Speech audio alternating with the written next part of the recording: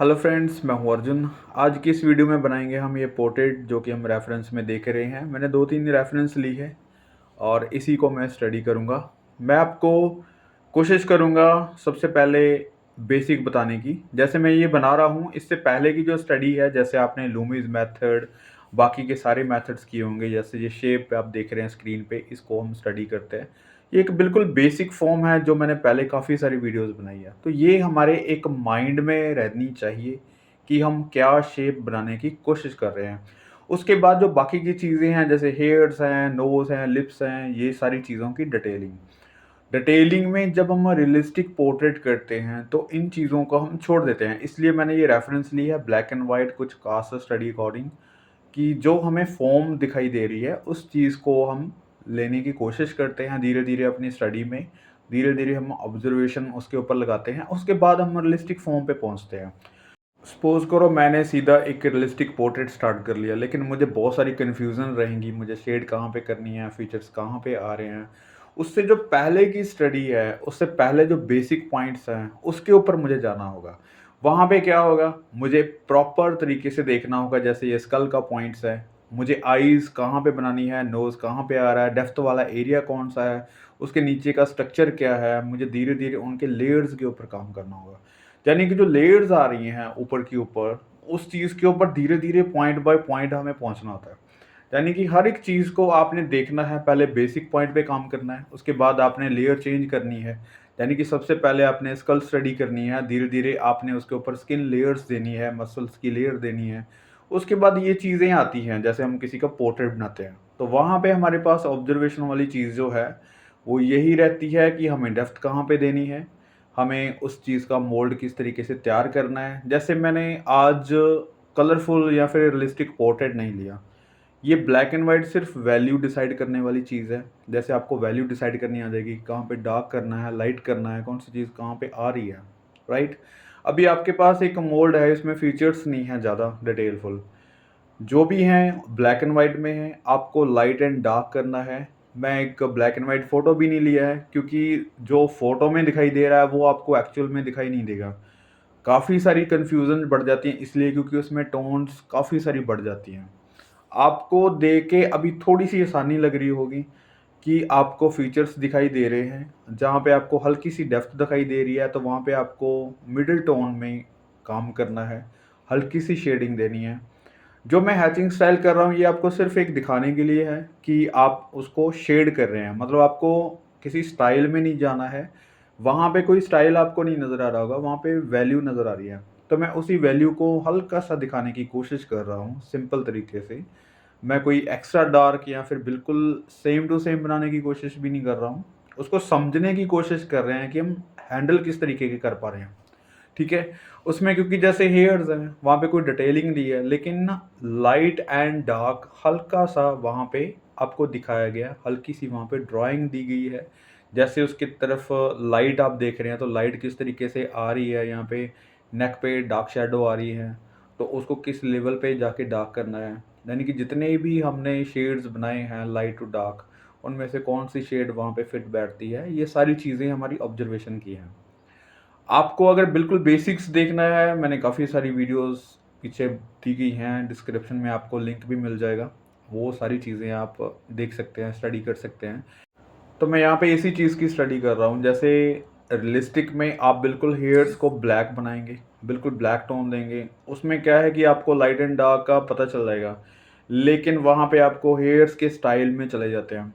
आप हेयर्स एक-एक बनाने की कोशिश करते हैं। यहाँ पे क्या है, कोई एक-एक हेयर्स नहीं है, किसी को भी ज़्यादा डार्क करने की ज़रूरत नहीं है। एक फ़ॉर्म को किस तरीके से हम बना पाते हैं कास्ट स्टडी में, उस चीज़ के बारे में हम बात कर रहे हैं। जब भी किसी चीज़ की बाहरी बनतर बन रही है, यानी कि उसकी फ़ॉर्म बन रही है, उसके बाद हम धीरे-धीरे उसकी अंदर की चीज़ें जैसे डार्क देते-देते हम डिटेलिंग की तरफ जाते हैं। मैं हर बार यही चीज़ कहता हूँ कि हमें स्टेप्स नहीं भूलने चाहिए। जितने भी स्टेप्स आ रहे हैं हमारी स्टडी में, उतने स्टेप्स आपको क्लियर करने होंगे, आपको उसके बारे में स्टडी करनी होगी। जैसे यहाँ पे देखो, मैं हेयर्स नहीं बना रहा हूँ, सिर्फ़ उसका इम्प्रेशन दे रहा हूँ हल्का-सा। जितनी भी चीज़ें वहाँ पे मुझे लग रही हैं कि बहुत डार्क है, मैं एक्स्ट्रा डार्क भी नहीं कर रहा हूँ। उसको लिमिटेड शेड्स के साथ मैं कंप्लीट करने की कोशिश कर रहा हूँ। तो मुझे लगता है कि ये सबसे बेस्ट तरीका है वर्क करने का। जब भी आप इस तरीके का कुछ मोल्ड बना लेते हैं, कुछ फॉर्म बन जाती है आपके पास, उसके बाद आप डिटेलिंग करो, आप पेंसिल को बिल्कुल शार्प रखें। जितनी पेशेंस है आप में, बहुत आराम से, बिल्कुल शांत रह के आप बिल्कुल आराम से उसकी डिटेलिंग करें। आप कितना टाइम लगा सकते हैं? डिटेलिंग आपकी पेशेंस है, आपका वक़्त है, आप कितना वक़्त लगा सकते हैं। लेकिन उससे पहले का जो प्रोसेस है, जो पहले की जो फ़ॉर्म है, आप देखेंगे वो यही है कि आपको पहले ड्राइंग करनी आनी चाहिए। ज़्यादातर चीज़ें क्या हम ग्रिड मेकिंग कर लेते हैं या फिर हम ट्रेस मेकिंग में माहिर हैं कि हम ट्रेस किया और जल्दी से उसको बनाया और कलरिंग पे आ गए। लेकिन मैं आपको यही कहूँगा कि अगर आप सीरियस हैं स्टडी में, अगर आप बिना देखे कुछ बनाने की कोशिश कर रहे हैं और अगर आप सेल्फ थॉट आर्टिस्ट बनना चाह रहे हैं, मतलब आपके माइंड में है कि अगर आप सेल्फ थॉट आर्टिस्ट बनेंगे, आप खुद से पेंटिंग्स बनाएँगे, कुछ फॉर्म्स हैं जो अपनी फीलिंग्स हैं, जो पेज के ऊपर, कैनवास के ऊपर निकालना चाह रहे हैं, तो ये स्टडी काफ़ी ज़रूरी है दोस्त। मुझे लगता है कि आपको देख के वर्क करना भी आना चाहिए, लेकिन अगर आप देख के वर्क करने के बाद कुछ इमेजिनेशन से नहीं कर पा रहे, तो मतलब अपनी स्टडी जो है, वो वहाँ पे फुल स्टॉप लग गया है, वहाँ पे कोई इम्प्रूवमेंट नहीं हो रही। अभी जैसे मैं शेडिंग को हल्का सा फास्ट फॉरवर्ड कर रहा हूँ कि इसकी ज़रूरत नहीं है आपको। यहाँ पे फीचर्स वगैरह जो भी डिटेलिंग है आप बहुत अच्छे से कर सकते हैं। मैं इनको बहुत अच्छे से बना सकता हूँ, लेकिन मैं आपको डेमो के तौर पे बताने के लिए स्किल वाइज काम दे रहा हूँ। जैसे आईज़ है, यहाँ पे देखो आईब्रो की लाइनिंग यहाँ पे हैंडल करना है आईज़ को, तो इस तरीके से लाइनिंग देनी है पहले। आपने कुछ भी उसको डिटेल फुल स्टार्टिंग में नहीं देनी, आपने एजेस पकड़ने हैं कि कहाँ-कहाँ पे एजेस आ रहे हैं। और सबसे मेन बात ये है, जब भी आप शेडिंग कर रहे हैं तो इसके अराउंड आपने ये देखना है कि आँख कहाँ पे डार्क आ रहा है, कहाँ पे लाइट आ रहा है, कहाँ पे शेड आ रही है, कहाँ पे लाइट आ रही है। तो ये सारी चीज़ें जो है एक साथ एक कॉम्पोजिशन की तरह बन जाती हैं। मैंने आईज़, नोज़, लिप्स के ऊपर भी काफ़ी सारी वीडियोज़ बनाई हैं, आप वहाँ से भी देख सकते हैं, एक-एक चीज़ की डिटेलिंग कैसे मैंने की हुई है। तो यहाँ पे जिस चीज़ की हम स्टडी कर रहे हैं, हम उसी टॉपिक पे रहते हैं। मैं अब ज़्यादा डिटेलिंग नहीं करूँगा, क्योंकि जो चीज़ें डिटेलिंग वाइज़ हैं, तो आप वहाँ पे डिटेलिंग करें। अब वहाँ पे कोई कॉम्प्रोमाइज़ नहीं कि आप डिटेलिंग कम की है, जहाँ पे आप छोड़ दी है, तो वो इनकम्प्लीट लगता है। जहाँ पे वर्क की एक फ़ॉर्म बना रहे हैं, जैसे ये चीज़ हम बना रहे हैं, तो उस चीज़ को फ़ॉर्म से सीमित रखें। वहाँ पे वही चीज़ होनी चाहिए। राइट? तो कुछ चीज़ें ऐसी होती हैं जो आपकी स्टडी से रिलेट रहती हैं, लेकिन उनकी स्टडी आप अलग तरीके से करने की कोशिश करें, तभी आपकी स्किल आगे बढ़ती है। राइट? मैं एक और बना के दिखाता हूँ आपको पोर्ट्रेट। आपने बहुत सारे ग्रेट आर्टिस्ट का वर्क देखा होगा, जैसे ये चीज़ की कास्ट स्टडी बोलते हैं। जैसे इसको बनाने से पहले आप पूरी फॉर्म को लेते हैं।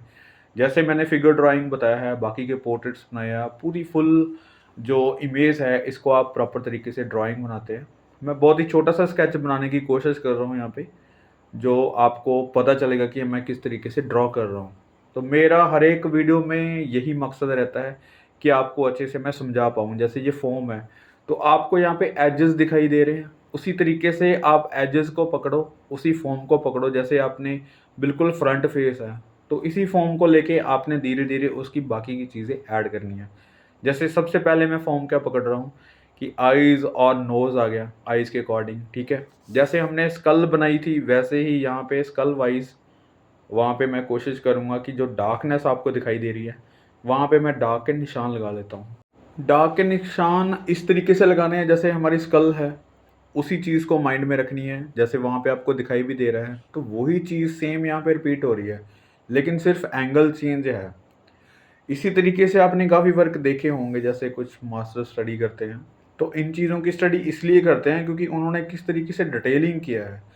हम स्केच में डिटेलिंग करेंगे, इसका स्केच बनाएँगे। मैं बिल्कुल एज टू एज वर्क नहीं करूँगा। मैं आपको समझाने की कोशिश करूँगा कि हमें देखने का नज़रिया बदलना है।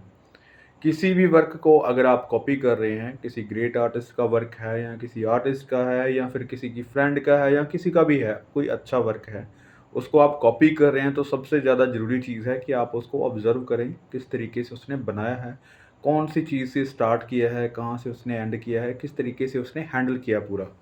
तो मेन टॉपिक यहाँ पे ही होता है कि आपकी जो चीज़ें कुछ स्टडी में ऐड होती हैं, वो यही है कि जो चीज़ें आपने सीखी हैं, उसी के अकॉर्डिंग आपने बाकी की चीज़ें भी साथ में लेनी है। जैसे मैं ये चीज़ बता रहा हूँ, तो अपनी पिछली वाली स्टडी में ये चीज़ ऐड करनी है।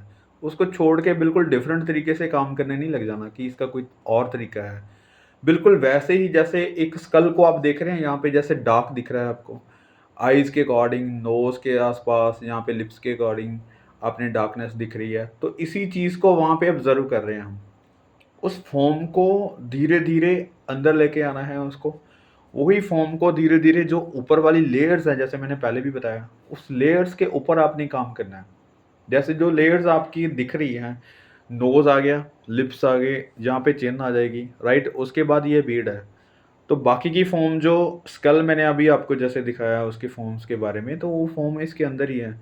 वैसे ही उसके ऊपर लेयर्स बाय लेयर हम काम कर रहे हैं। तो मेन चीज़ क्या है, सबसे पहले अगर मैं बेसिक पे जाऊँगा, तो आपने कुछ स्टेप्स पीछे जाना है, आपने स्कल्स बना के देखनी है। स्कल से आपको फेस का पता चल जाता है कि किस तरीके से इस फ़ॉर्म को आगे लेके जाना है, राइट? अभी जैसे इस चीज़ को लेते हैं हम, शेडो की भी ड्राइंग ले ली है मैंने, साथ ही यहाँ पे बियर्ड है जहाँ पे आ रही है उसकी, वहाँ पे भी हल्के से स्ट्रोक से हमने साथ ले लिया है।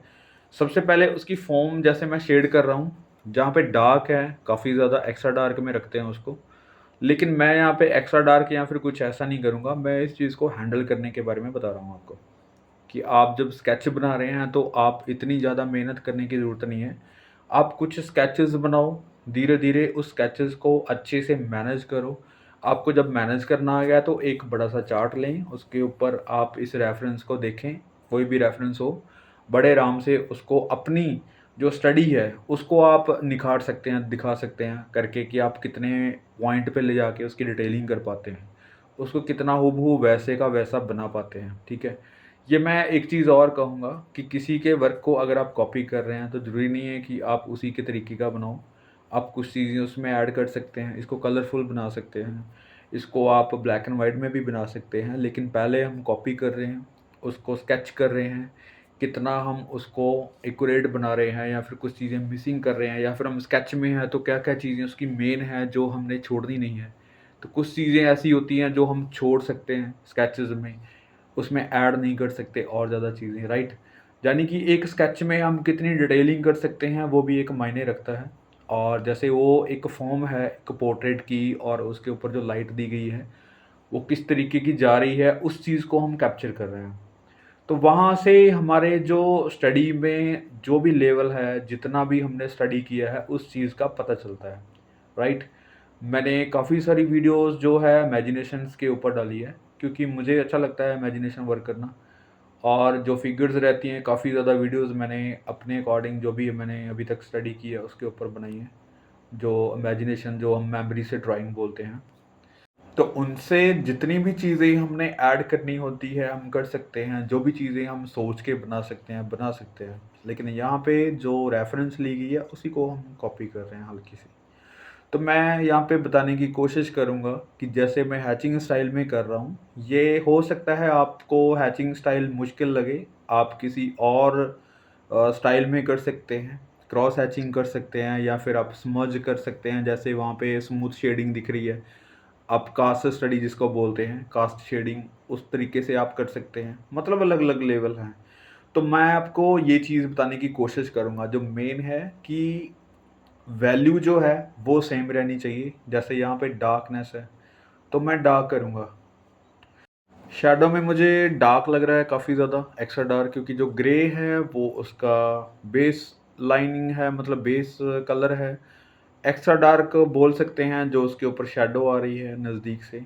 तो मैं यहाँ पे एक्स्ट्रा डार्क कुछ नहीं कर रहा हूँ, मैं हल्का-सा स्मज करके डार्क करने की कोशिश ही करूँगा। क्योंकि ये नॉर्मल पेपर है जो हम न्यूज़ प्रिंट पेपर यूज़ कर रहे हैं, उसी को मैं ट्राई कर रहा हूँ उसके ऊपर स्केच करने की, ठीक है? तो ये नॉर्मल चीज़ें हैं जो हम स्टडी कर रहे हैं, लेकिन जब भी आप स्टडी कर रहे हैं तो फ़ोकस ये होना चाहिए कि जो चीज़ आप बना रहे हैं उसको अच्छे से आप हैंडल कर सको। मेरी सारी वीडियोज़ लगभग एक स्किल के ऊपर है कि आप कोई भी चीज़ अगर आप ड्रॉ कर रहे हैं तो उसको आप अच्छे से निभा पाओ, मतलब अच्छे से बना पाओ। तो मैं एक-एक चीज़ की स्टडी आपको बताने की कोशिश करूँगा, लेकिन सबसे पहले ज़रूरी ये है कि आपका जो हैंडल करने का तरीका है, आप अपनी ऑब्ज़र्वेशन से काम कीजिए। मैंने जो बताना होता है, मैं पूरी कोशिश करता हूँ आपको बताने की। लेकिन मैं ये चीज़ें ज़रूर बताता हूँ कि इसके पीछे जो स्टोरी रहती है, हमारी थिंकिंग रहती है, वो ज़्यादा इम्पोर्टेंट होती है कि हम किसी भी चीज़ को किस तरीके से बनाते हैं, क्या हमारे माइंड में आना चाहिए, राइट? हम सीधा मैं आपको बताऊँ कि ऐसे लाइनिंग दो, ऐसे दो, इस तरीके से ये लाइनिंग है, जैसे इस तरीके से मारो, ये चीज़ें आ जाती हैं। लेकिन इसके पीछे जो माइंड की स्टोरी है, जो हमारा माइंड सोच रहा होता है, किस टॉपिक पे जाके हम किसी थिंकिंग को लेके साथ चलते हैं, वो ज़्यादा ज़रूरी होता है डिस्कस करना। इसलिए मैं कुछ चीज़ें ऐसी बताता हूँ जो मैंने भी एक्सपीरियंस की है और मुझे भी इन चीज़ों की ज़रूरत रहती थी। जब मैं किसी भी आर्ट वर्क को कॉपी करता था तो मैं सोचता था कि किसी आर्ट वर्क को बनाने से पहले आर्टिस्ट ने क्या सोचा होगा, उसके माइंड में क्या होगा, उसने क्या सोच के ये चीज़ बनाई होगी।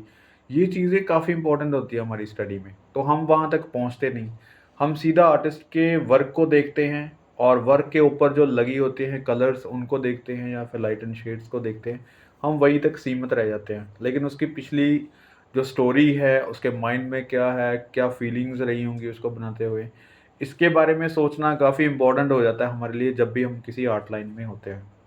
तो आई थिंक ये बातें काफ़ी स्टैटिकली हो जाती हैं, लेकिन मैं फिर भी आपको कोशिश करूँगा कि नेक्स्ट टाइम जब भी आप कोई आर्ट वर्क बनाएँ, किसी आर्टिस्ट की कॉपी करें, तो उस पेंटिंग को लगभग 1-2 दिन ज़रूर देखें, उस अपने पास रखें, रेफ़रेंस उसको ऑब्ज़र्व करें।